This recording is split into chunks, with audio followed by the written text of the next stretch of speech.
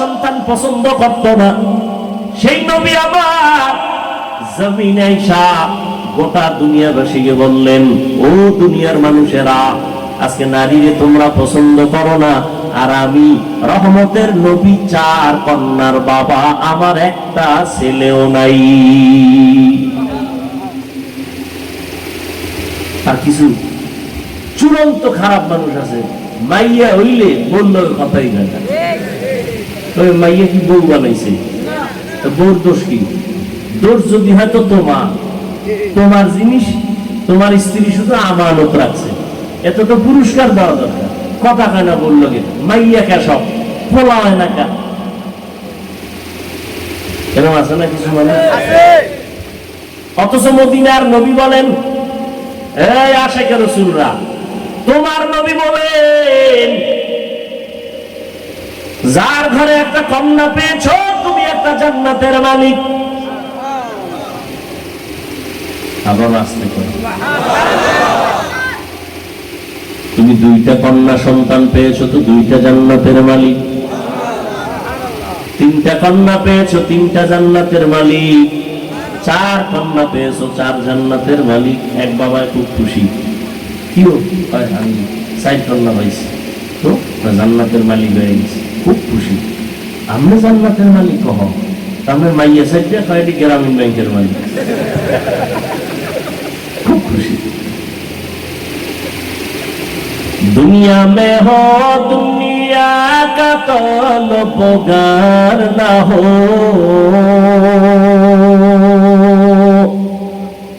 बाजार से गुजर हो खरीदार ना हो।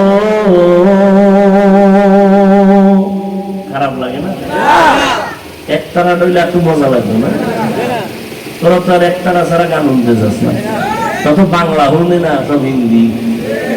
মোবাইলের ভিতরে হিন্দি গান দিয়ে এক যুবকে খালি লাফায়, কি লাফাও কেন, অর্থ জানো কা আব্বাও জানে না, আমিও জানি না, লাফাও কেন, কয় মজা লাগে।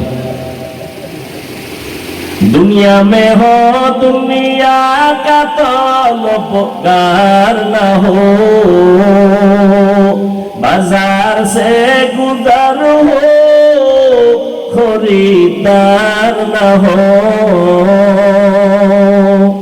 ये दुनिया एक मिसले कागज फूल है, ये दुनिया एक मिसले कागज फूल है। जिंदगी में बंदगी तू करना है, जिंदगी में बंदगी तू करना है। जिंदगी पे बंदगी शर्मिंदा है, जिंदगी पे बंदगी शर्मिंदा है। মায়ার নবী বললেন, আমি 4 কন্যার বাবা, আমার কোনো ছেলে নাই। নারীদের সম্মান আল্লাহ নবীর মাধ্যমে বাড়ায় দিলেন।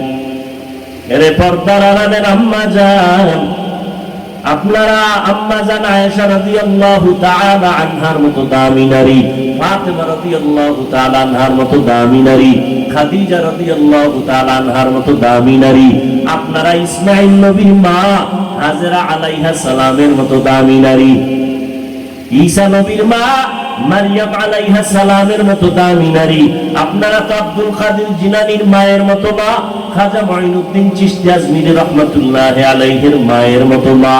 এরে আম্মা জান, এই দুনিয়াতে যত ভালো ভালো সন্তান আছে সব আপনাদের অবদান। এসপি সাহেবের ব্যবহার ভালো, ডিসি সাহেবের ব্যবহার ভালো, চেয়ারম্যানের ব্যবহার ভালো, এমপি সাহেবের ব্যবহার ভালো, একজন প্রফেসরের ব্যবহার ভালো, ডাক্তারের ব্যবহার ভালো। আল্লাহর কসম করে বলি রে আম্মা জান, এই ভালো ভালো সব আপনাদের অবদান, সন্তানের কোনো বাহাদুরি নাই। মা ভালো, সন্তান ভালো, এরে আম্মা জান, আপনার কি মনে চায় না একজন ভালো সন্তানের মা হইয়া কবরে যাবেন? আপনার সন্তানকে ডাক্তার বানাবেন, আলহামদুলিল্লাহ। আপনার সন্তানকে ইঞ্জিনিয়ার বানাবেন, আলহামদুলিল্লাহ। আপনার সন্তানটাকে একজন প্রফেসর বানাবেন, আলহামদুলিল্লাহ। তবে বেয়াদব বানাবেন না। আপনার সন্তান এমন ব্যবহার করবে যেন সবার কলিজা ঠান্ডা হয়। আপনার সন্তানের ব্যবহারে যেন আলেমরা দোয়া করে। আপনার সন্তানের ব্যবহারে যেন মা বাবারা দোয়া পায়। আপনার সন্তানের ব্যবহার আচরণে যেন মুরব্বীরা দোয়া করে। এমন সন্তান যদি রাখতে চান, চেষ্টা করা লাগবে আপনাকে, দোয়াও করা লাগবে আপনার। ও পর্দার আড়ালের মা, আপনার মতো কত মা এখনো আছে গ্রামে, তাহাজ্জুদ নামাজ পড়ে, পাঁচ ওয়াক্ত পড়ে, স্বামীর মাল হেফাজত করে, সন্তানগুলোকে আদর্শ সন্তান বানাবার মেহনত করে। ফেরাউন কত বড় বেঈমান, তার ঘরের একজন নারী স্ত্রী নাম কি? আসিয়া। আসিয়া কত দামি। ফেরাউন আল্লাহর দুশমন, ওদিকে আসিয়া আল্লাহর বন্ধু। কেমন বন্ধু? আসিয়া এমন আল্লাহর বান্দি, রহমতের নবী বলেন কিয়ামতের দিন আমি মুহাম্মদের সাথে আসিয়ার সাথে বিবাহ হয়ে যাবে। এরে আম্মা জানেরা, আপনার স্বামী তো ফেরাউনের মতো খারাপ না। কি তেমন খারাপ স্বামী আছে? নাই। ও আম্মা জান, আপনি যদি একটু চেষ্টা করতেন, আপনার স্বামীর মাল হেফাজত করে, আপনার স্বামীর ঘরে থাইকা নামাজ পড়বেন, স্বামীর মাল রক্ষা করবেন। এমনকি আপনি যদি চাইতেন আপনার স্বামীরে কন্ট্রোলে রাখতেন, চাকরি করুক, ব্যবসা করুক, যদি বলতেন হারাম টাকা যেন আমার